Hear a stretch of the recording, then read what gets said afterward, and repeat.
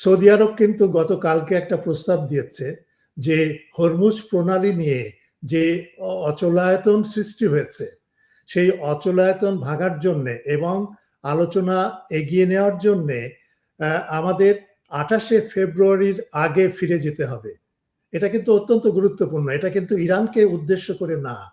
২৮শে ফেব্রুয়ারি মানে ইরানকে আক্রমণের আগে হরমুজ প্রণালীর যে অবস্থাটা ছিল, সেই অবস্থায় ফিরে যাওয়া। তার মানে ইরানের নিয়ন্ত্রণ ওইভাবে থাকবে না, মানে ইরান এখন যেভাবে নিয়ন্ত্রণ করছে এবং যেভাবে টোল বসাচ্ছে এবং সমস্ত প্যাসেজটাকে নিয়ন্ত্রণ করছে, সেই জায়গাটা থেকে আমরা ফিরে যাব, যেটা সৌদি আরব বলছে, আমরা ফিরে যাব ২৮শে ফেব্রুয়ারির আগ মুহূর্তে।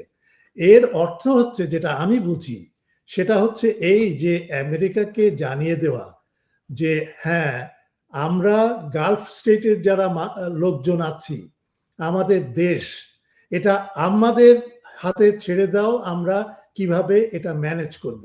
সুতরাং হরমুজ প্রণালী কিভাবে ম্যানেজ হবে, অথবা অন্য যে সমস্ত প্রণালী আছে, বিশেষ করে লোহিত সাগরে বাব আল মান্ডাব, এইগুলো আমরা কিভাবে ম্যানেজ করব, এটা আমাদের বিষয়।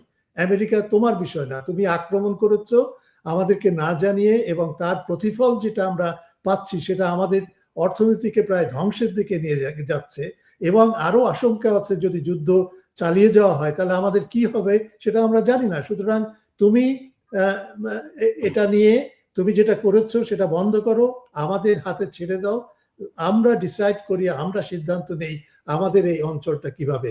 এটা কিন্তু সৌদি আরবের থেকে